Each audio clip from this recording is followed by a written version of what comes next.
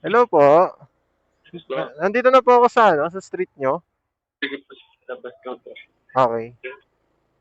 Nagpas ako. Ano, mineral water dito. Sa gitna eh. Ay, ito. Tingin nga ako, boss. Let me see. Ayan, may trash bag na, no? Kasya kaya? Oo, hindi siya kalakihan. Pero kung hindi siya kasya, dito talaga siya. Pero okay naman siya dito. Tingin mo. Na hindi talaga siya kakasya. Ay, boss, anong oras pala ano to? Okay lang ba? Ano to? Anong oras ang rush ba to? Ay, 9 ng gabi.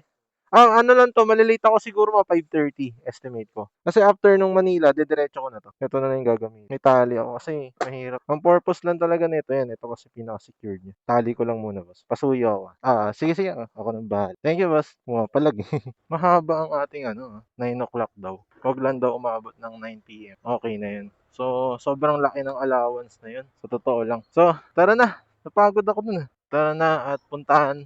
Umalis na tayo at ratratin na natin 'to. Dalawa na dala natin. So, hindi na natin kailangan pang magtambay-tambay pa. Ratrata na 'to. One eternity later. Dito na tayo. Sa wakas nakarating din. Na-late ako ng parang 10 minutes. Kasi promise time ko dito 5:30.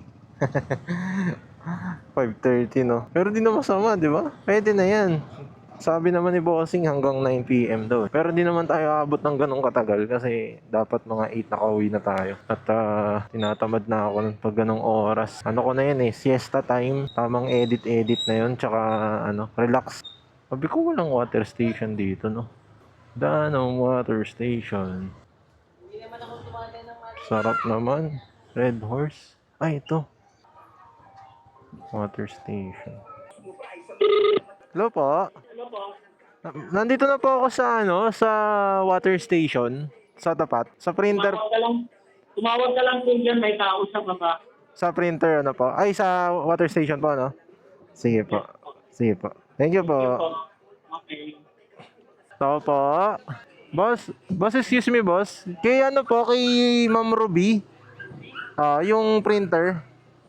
Dito kaya. Dito daw. Ay, ito yung printer niya. Iyan ako lang. Printer to eh. Okay na po. Okay na po. I-drop off ko lang po. Tapos sa kanila ko na po kunin yung payment, no? Ako. Iniwan ko yung payment. Okay pa. Thank you po. Thank you, ma'am. Baklasin na natin to. Tibay niya. Nabasa-basa na to. Hindi yan tatagos, syempre. Ano may lulusot yan? Basahan natin Ito yung printer. Naiiwan na daw niya yung pambayad eh, no? 248 lahat. Ito na basa. Ha? Printer yan. May scanner din. Lahat. Okay na to, no? Okay. Ay na kasi para hindi mo sure kung uulan pa rin o hindi. Kinuha na yun. Kaya na guys, hanap na tayo ng ating pabalik ng QC. Okay na to.